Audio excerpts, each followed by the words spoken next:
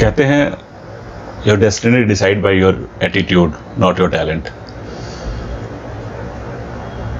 दुनिया में बहुत ऐसे लोग हैं जो बहुत टैलेंटेड थे, पर सही एटीट्यूड नहीं होने की वजह से वो वहाँ तक नहीं पहुँच पाए जहाँ उन्हें पहुँचना चाहिए था। तो दुनिया में जो सक्सेसफुल लोग हैं, जो बहुत अपने फील्ड में माहिर हैं और अपने फील्ड में नई ऊंचाइयाँ छुई हैं, उनमें जो सबसे जो इम्पोर्टेंट चीज़ था वो था उनका एटीट्यूड। मेरा नाम है चितरंजन कुमार और मैं नोएडा में life insurance corporation of India में चीफ एडवाइज़र हूँ। मैं एक बिहार के छोटे से गांव का रहने वाला हूँ और मैं 99 दिसंबर में नोएडा आया। कंप्यूटर डिप्लोमा किया था, कुछ सालों तक नौकरी करता रहा। नौकरी करने के साथ साथ ही मुझे थोड़ा समय मिलता था तो मैं ट्यूशन पढ़ाता था, लोगों को कंप्यूटर सिखाता था, ड्राइंग स्केचिंग का शौक था, लोगों का स्केच बनाता था और इस तरह से मैं अपनी डेस्टिनी तलाश कर रहा था। बहुत सारे लोगों के संपर्क में आया, बहुत सारे लोगों ने मुझे मेंटरिंग की, अच्छे अच्छे सुझाव दिए कि तुम्हें लाइफ में कुछ ऐसा करना चाहिए जो तुम्हारी इस 1000 किलोमीटर दूर की यात्रा को सार्थक बनाए। जीवन चलता रहा, मैं ट्यूशन पढ़ाता था, स्केचिंग करता था, कंप्यूटर सिखाता था, नौकरी करता था, बट 2-3 साल करने तक कुछ क्लैरिटी नहीं दिख रही थी लाइफ में। कहीं कुछ आगे ग्रो कर रहा हूँ ऐसा कुछ दिख नहीं रहा था। जब मेरी दूसरी सैलरी आई थी तो जहाँ मैं रहता था उसके नीचे एक मेरे मित्र थे, उन्होंने मुझे LIC पॉलिसी करने का सुझाव दिया। मुझे बड़ा अटपटा लगा। मैंने कहा अभी तो दूसरी सैलरी आई है, अभी तो कपड़े खरीदने हैं, घर भेजना है, बहुत सारा कुछ करना है। बट उन्होंने कहा कि देखो पैसे कमाने से शुरू कर दिया है तुमने तो तुम्हें इंश्योरेंस भी कराना चाहिए। उन्होंने इंश्योरेंस के महत्व के बारे में मुझे समझाया और मैंने एक पॉलिसी करा ली। पॉलिसी का प्रीमियम जमा होता रहा और मेरी जीवन चलती रही।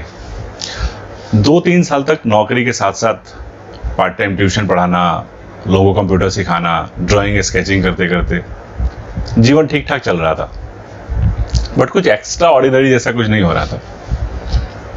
जहाँ मैं काम करता था वो जो मेरे बॉस थे वो बड़े मल्टी टैलेंटेड आदमी हैं, अतुल आर्य नाम है, और वो डिस्कवरी चैनल के लिए काम करते थे। हम लोगों ने कई बार साथ में यात्राएं करी, गंगोत्री तक की, बहुत सारा कुछ डिस्कवरी के लिए, दूरदर्शन के लिए काम किया।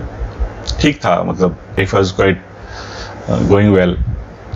और लेकिन ये लगता था कि इससे कुछ बड़ा नहीं होने वाला है। कुछ स्पार्क चाहिए था जो मिसिंग था लाइफ में। इन टर्म्स ऑफ फाइनेंशियली मैं जीवन को जी रहा था और बहुत अच्छे अच्छे लोगों से इंटरेक्ट कर रहा था, बहुत अच्छे अच्छे काम कर रहा था, बट फाइनेंशियली मैं कोई बहुत अच्छा अचीव नहीं कर पा रहा था। एक फिक्स सैलरी थी और थोड़े बहुत एक्स्ट्रा अर्निंग ट्यूशन के थ्रू हो जाती थी, बट जो मैं चाहता था फाइनेंशियली, अपने परिवार को एक अलग लाइफस्टाइल देना, एक ऊंचे मुकाम पे ले जाना, वो या जीवन में और भी बहुत जो महत्वाकांक्षाएं होती हैं वो सब फुलफिल करने का रास्ता उस रास्ते से दिख नहीं रहा था। उसी दौरान मुझे अपना LIC का प्रीमियम भरने का मौका मिला। उन दिनों ऑनलाइन होता नहीं था तो मैं LIC ऑफिस चला गया और वहाँ प्रीमियम भरने की लाइन में खड़ा हो गया। काउंटर के बगल में ही एक LIC एजेंट बनने का बोर्ड लगा हुआ था, वैकेंसी थी। तो मैंने सोचा यार ये काम भी ट्राई करते हैं, अप्लाई कर दिया और 1 हफ्ते की ट्रेनिंग के बाद मुझे एक एग्ज़ाम देना था और एग्ज़ाम देने के बाद मैं पास हो गया और now I became LIC agent. But उसमें भी कोई ऐसा कोई दूर तक लंबा कोई लक्ष्य नहीं था। 2003 में मैंने LIC एजेंसी ले ली और 2003 से मैं काम करने लगा। उन्हीं दिनों की बात है, मेरे पिताजी का एक्सीडेंट हुआ और मुझे अचानक घर जाना पड़ा। दैट टाइम आई रियलाइज कि अगर मैंने लाइफ में कुछ बड़ा नहीं किया तो मेरे परिवार का बहुत बड़ा, मुझे लगा कुछ सीरियसली कुछ करना चाहिए। And that time I taken seriously by LIC agency. मैंने पार्ट टाइम करके अपनी एजेंसी को शुरू किया था और 2-3 साल यूं ही पार्ट टाइम चलता रहा। पार्ट टाइम में भी मैं बहुत अच्छा काम कर रहा था, बट मैंने रियलाइज किया कि जो लोग LIC का काम करते हैं उसमें से कुछ लोग जो फुल टाइम करते हैं, जो प्रोफेशनली इसको करते हैं, उनके अलावा जितने भी लोग हैं उनका कोई करियर ओरिएंटेड नहीं है। कोई प्लम्बर है, कोई अकाउंटेंट है, कोई टीचर है, कोई कुछ और कर रहा है, और वो साथ में LIC एजेंसी भी करता है। इसलिए नहीं करता कि उससे आपका जीवन का कुछ चेंज कर देना चाहता है, या आपके जीवन को कुछ प्रोटेक्शन देना चाहता है, या आपकी लाइफ की फाइनेंशियल प्लानिंग करना चाहता है, इसलिए नहीं करता वो इसलिए करता है कि चलो एक LIC पॉलिसी कर लेंगे, किस तरह से एक पार्ट टाइम इनकम हो जाएगी। ये मुझे रियलाइज हुआ, और इस रियलाइजेशन ने मुझे बताया कि या तो मुझे इस इंडस्ट्री में एक्सपर्ट की तरह काम करना चाहिए, मुझे प्रोफेशनल बनना चाहिए, मुझे उस आदमी की जिससे मैं मिलने जा रहा हूँ या जिसका मैं इंश्योरेंस कर रहा हूँ, मुझे उसके जीवन को अपने जीवन की तरह सोच के प्लान करना चाहिए।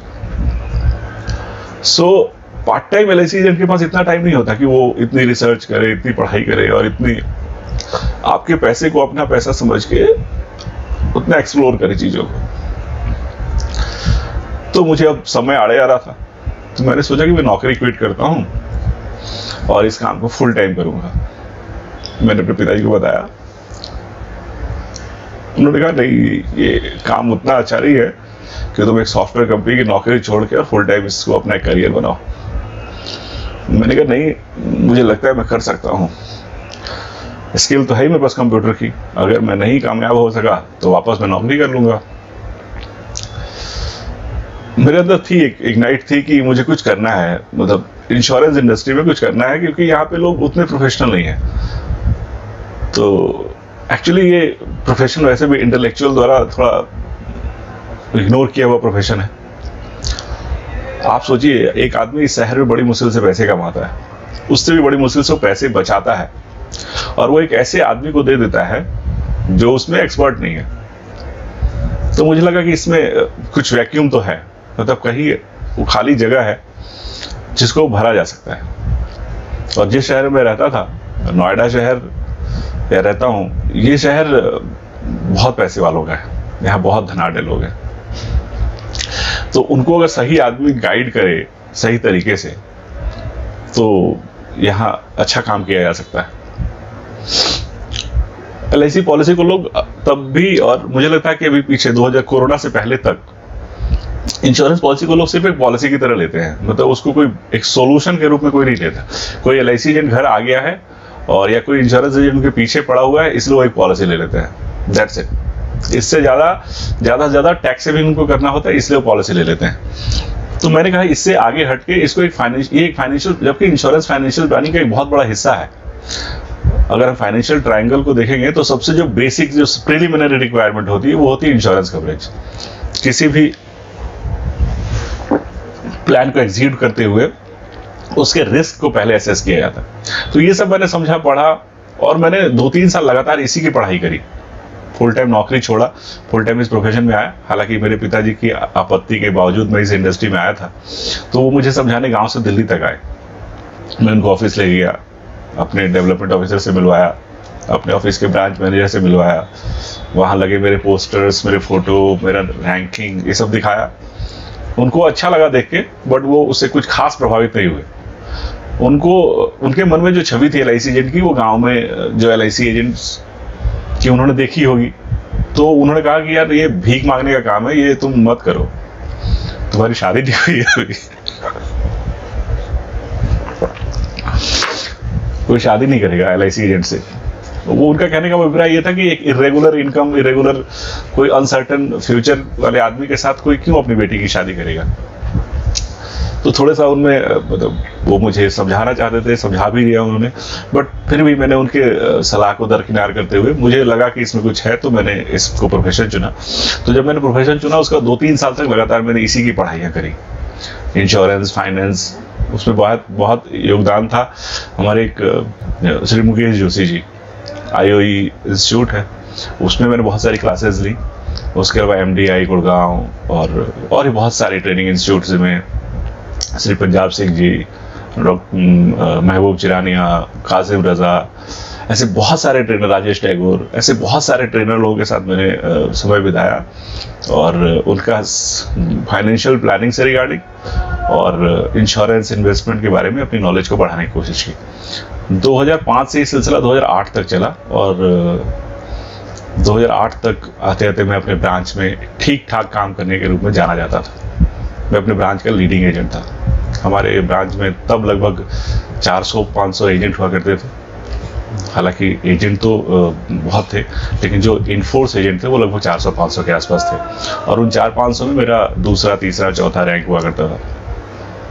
2008 ऑनवर्ड्स मैंने अपने ब्रांच में लीड करना शुरू किया, और मुझे लोग एग्जाम्पल के रूप में या एक अच्छा इंश्योरेंस एडवाइजर के रूप में जानने लगे थे। नोएडा में मेरी जान पहचान बढ़ने लगी थी। शुरुआत में मैं एक बात और बताना चाहूँगा कि जब मैंने अपना करियर शुरू किया था तो हर आदमी एक अपनी प्रोस्पेक्टिंग लिस्ट बनाता है।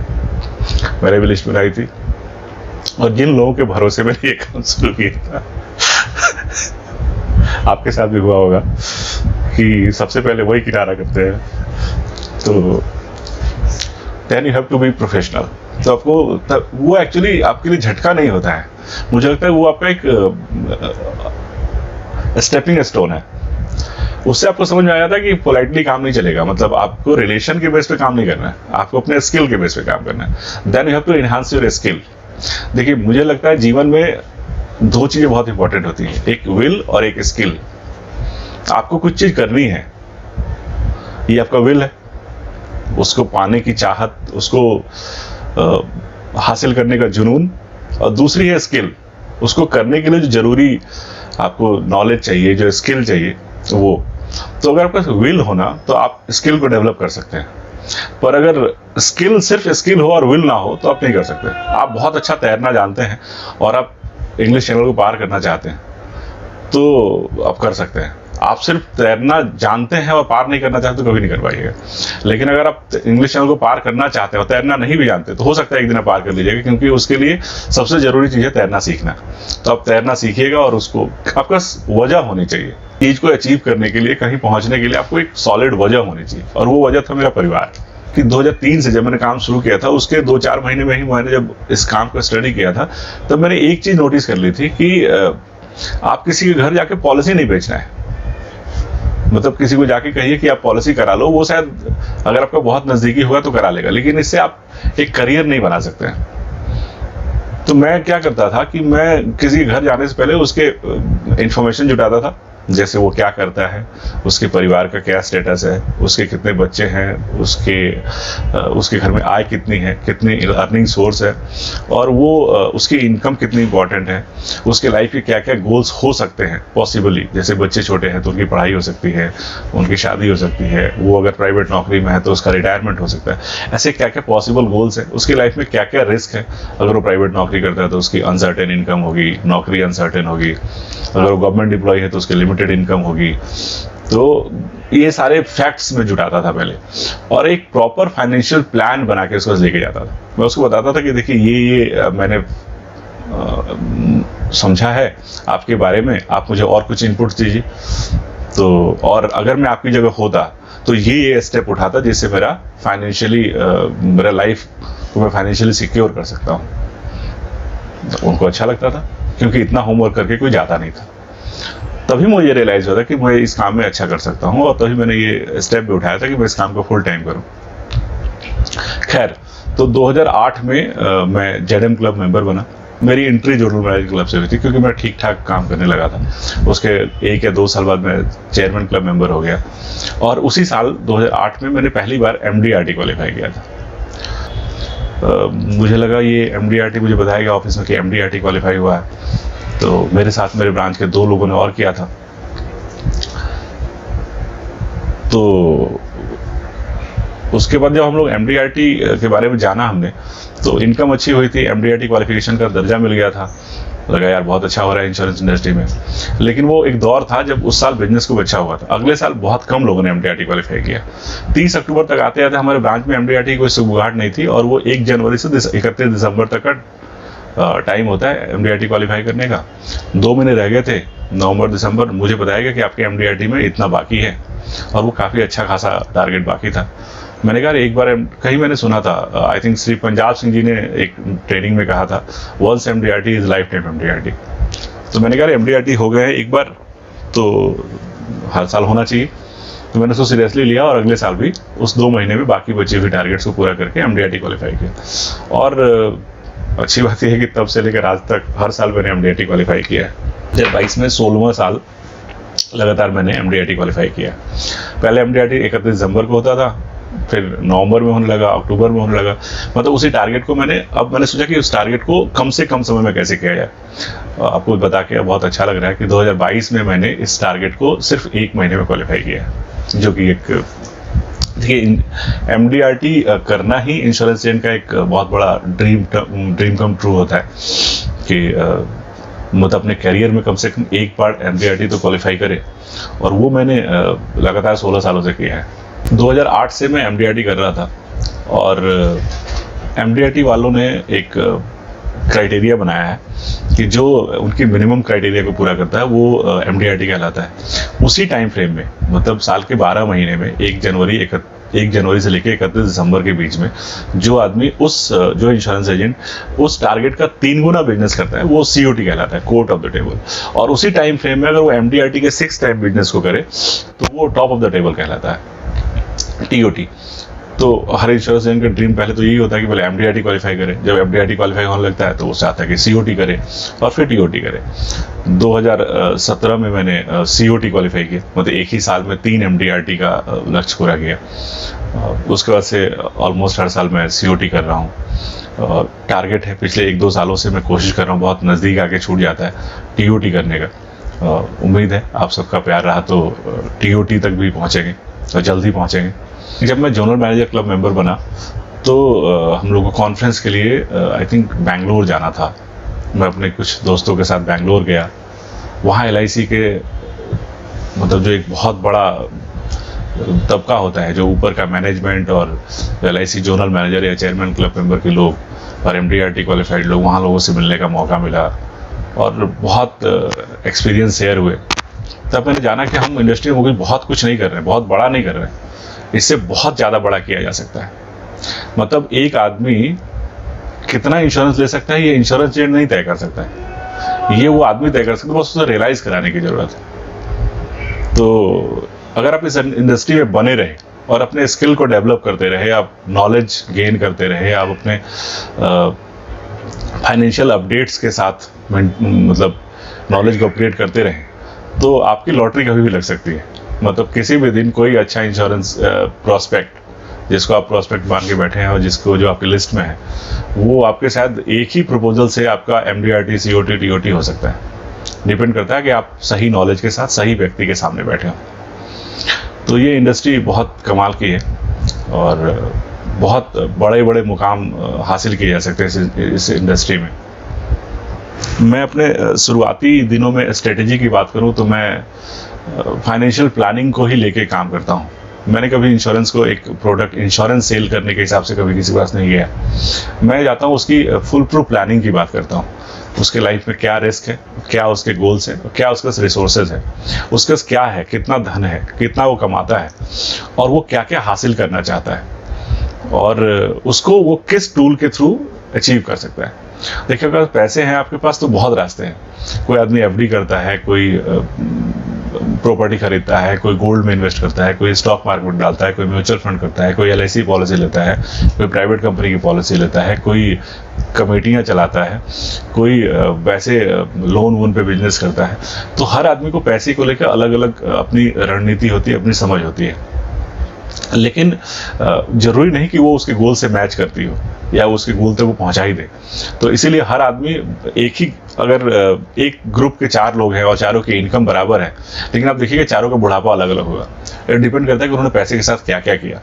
तो मैं उसमें हेल्प करता हूँ कि आप जितने पैसे कमाते हैं और जो आपका लाइफस्टाइल है, उसमें से जो पैसे बचते हैं या जो पैसे बचाए जा सकते हैं, जो पैसे कट करके बचाए जा सकते हैं, उन पैसों को ऐसे कहाँ निवेश किया जाए कि उससे आपके लाइफ के गोल्स अचीव हों। लाइक आपका बुढ़ापा बहुत शानदार हो, आपके बच्चों की पढ़ाई के समय आपको लोन न लेना पड़े, आपकी बिटिया की शादी के समय आप जो बैंक्वेट हॉल चाहते हैं वो बैंक्वेट हॉल अफोर्ड करने के लिए आपका फाइनेंशियल बैकअप हो, और अगर कल खुदा न खास्ते कल कुछ हो जाए तो आपकी फैमिली को वो दिन न देखना पड़े जो एक अनप्लान्ड आदमी के फैमिली को देखना पड़ता है।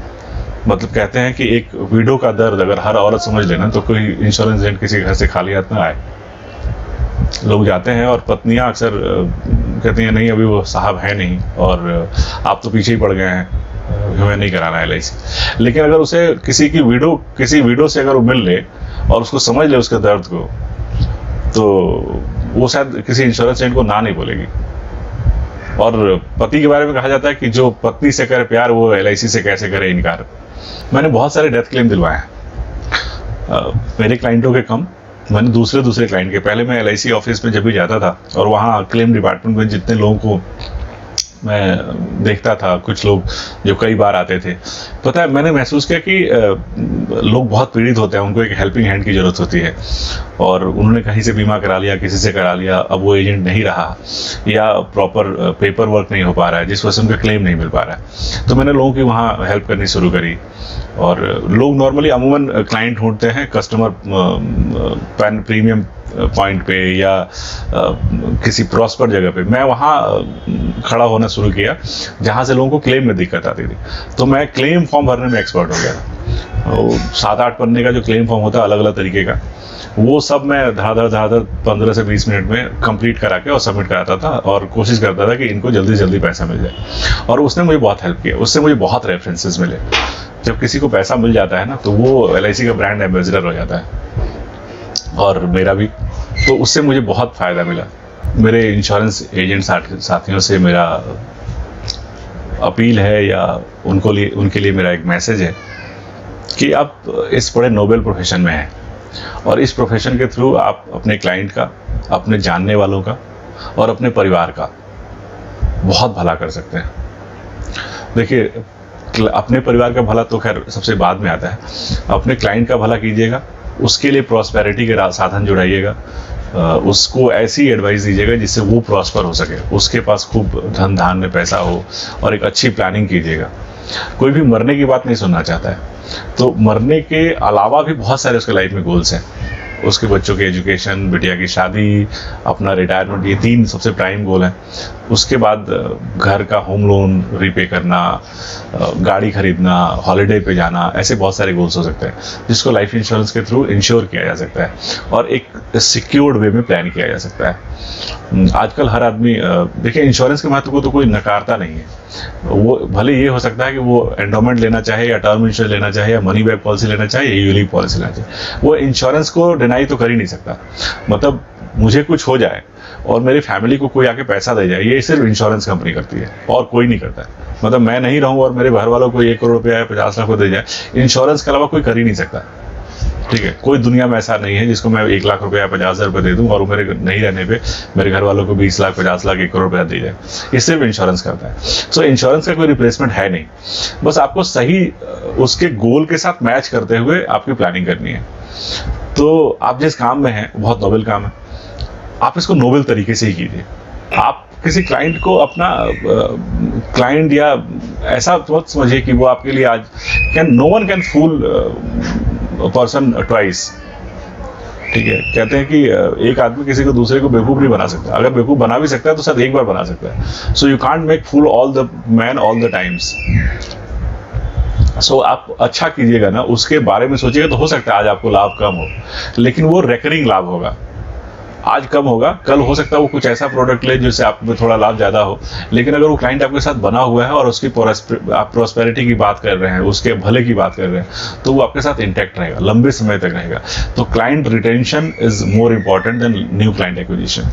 नया क्लाइंट तो एक्वायर करना ही है, नया क्लाइंट तो आपको उस पुराने क्लाइंट के ही रेफरेंस से मिलेगा और वो ज़्यादा सॉलिड होगा। बजाय कि आप रोज नए क्लाइंट ढूंढते रहें, आपने पुराने क्लाइंट की इतनी अच्छी सेवा कीजिए, इतनी अच्छी सर्विस दीजिए। तो service is the key insurance industry में।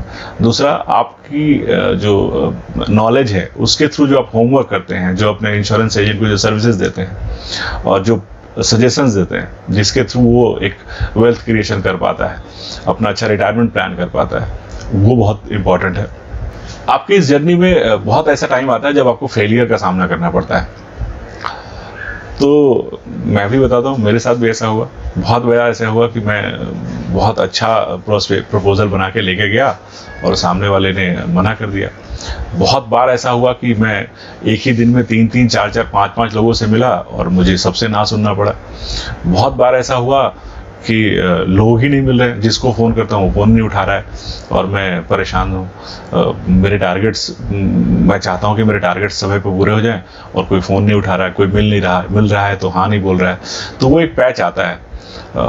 जैसे हर क्रिकेटर आउट ऑफ फॉर्म होता है ना, वैसे हमारी इंडस्ट्री में भी बहुत समय ऐसा होता है जब हम काम करते हैं, प्रयास करते हैं, लेकिन वो सफल नहीं होता, वो प्रोस्पेक्ट हाँ नहीं कहता है। तो उस समय निराशा होती है, उस समय उदासी होती है, उस समय डिमोटिवेशन होता है, और उसी समय आपको आपके मेंटर, आपके कोलीग्स, आपके अचीवमेंट्स आपकी हेल्प करते हैं। मैंने बहुत कुछ अचीव किया है इंश्योरेंस इंडस्ट्री में। मुझे नोएडा में लोग सेलिब्रिटी इंश्योरेंस एडवाइज़र बोलते हैं, क्योंकि मेरे सबसे ज़्यादा सेलिब्रिटी क्लाइंट्स हैं। आप न्यूज़ चैनल चलाइए और आपके घर में अगर 10 न्यूज़ चैनल आते होंगे तो उसमें से शायद 5, 7, 8 के एंकर मेरे क्लाइंट होंगे। आप नोएडा के किसी बड़े बिजनेसमैन का नाम लीजिए, हो सकता है वो या उसका कोई रिश्तेदार मेरा क्लाइंट होगा। आप किसी अच्छे IAS अफसर या IPS अफसर के बारे में बात करें, हो सकता है उस लॉबी में भी 1-2 क्लाइंट होंगे मेरे। तो मेरी कोशिश यही रहती है कि मैं अच्छे लोगों का, मतलब जिनके साथ मैं उठना बैठना पसंद करता हूँ, उन लोगों का बीमा करूँ। तो आप किसको टारगेट करते हैं, कैसे टारगेट करते हैं, उसके लिए क्या एडवाइस करते हैं, ये बहुत मैटर करता है।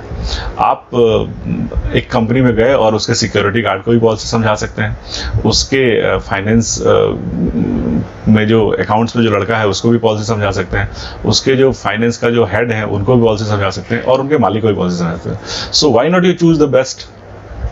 आप उस आदमी को समझाएं ना, हो सकता है उसको समझाने थोड़ी मेहनत ज़्यादा करनी पड़े, आपको स्किल्ड ज़्यादा होना पड़े, आपको पेशेंस ज़्यादा रखना पड़े, आपको ज़्यादा समय तक इंतज़ार करना पड़े, बट आपको फल भी तो बड़ा मिलेगा।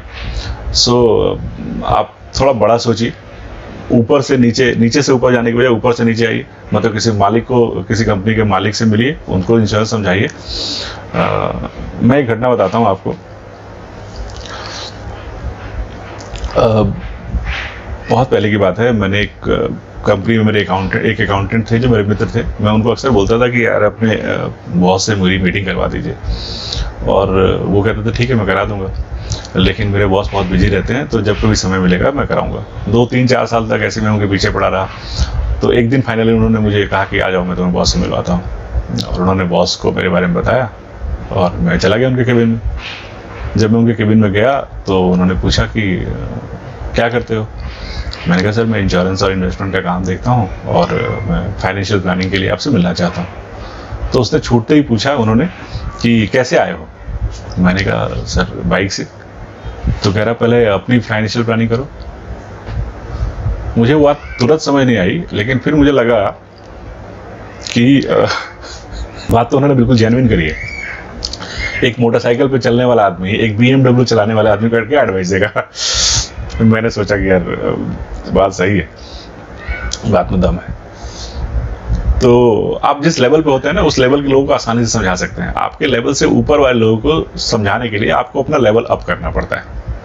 रिसेंटली मैंने एक बड़ी गाड़ी बुक की है और मैं उस सेगमेंट के लोगों तक पहुंचना चाहता हूं ताकि मैं उन लोगों को समझा सकूं, क्योंकि उनके सेगमेंट में घूमने वाला इंश्योरेंस एजेंट नहीं है, वो बिजनेसमैन ही है और वो सब बिजनेस की बातें करते हैं। कोई भी बिजनेस में अप्स एंड डाउन्स के बारे में या लाइफ में अनसर्टेनिटी के बारे में बात नहीं करता। तो अगर मैं उस सेगमेंट का हिस्सा होऊंगा, अगर उस सर्कल का मैं हिस्सा होऊंगा, तो मैं उसको बता सकता हूं कि और वैसे भी कोर ग्रुप में, किसी बिजनेसमैन के कोर ग्रुप में 4 लोग तो होते ही हैं। एक उसका चार्टर्ड अकाउंटेंट, एक उसका मेडिकल असिस्टेंट जो उसको मेडिकल हेल्प देता है या मेडिकली गाइड करता है कि उसके हेल्थ के लिए क्या ठीक है, एक उसका लीगल एडवाइज़र और एक उसका पर्सनल फाइनेंशियल एडवाइज़र। तो अगर मैं उसके पर्सनल फाइनेंशियल एडवाइज़र के रोल में होऊंगा तो और मेरा क्लाइंट अगर 200 करोड़ का मालिक है तो उसका इंश्योरेंस कितना होगा आप सोचिए। 10 लाख 20 लाख की पॉलिसी तो लेगा नहीं, तो वो करोड़ की पॉलिसी लेगा। अगर मैं वही कह रहा हूँ कि अगर आप इस इंडस्ट्री में हैं और अपडेटेड हैं और इंडस्ट्री में टिके हुए हैं, तो बस सही जगह पे सही क्लाइंट का इंतजार कीजिए, सही नॉलेज आप करके रखिए। आपको सही अपडेट करके रखिए, सही नॉलेज के साथ रखिए, आप किसी भी दिन आपकी लॉटरी लग सकती है। ठीक है, यही मैसेज है मेरा कि इस नोबेल काम में है, नोबेल तरीके से कीजिए, बहुत अच्छे से कीजिए और सक्सेस आपकी बस राह देख रही है। आप प्रयास कम कर रहे हैं शायद, इसलिए देर से पहुंचेंगे। अगर आप अपने प्रयास को थोड़ा 10% बढ़ा दें कहता है 100% मेहनत करके कभी कोई चीज़ हासिल नहीं हुई है, या 100% मेहनत करने से कभी कोई बड़ा मुकाम नहीं हासिल होता, उसके लिए 101% करना होता है, और वो एक्सपोनेंशियली बढ़ता है। तो जहाँ आप थक जाएं, जहाँ आपकी कोशिशों की सीमा ख़त्म हो जाए, just +1 your effort. Thank you.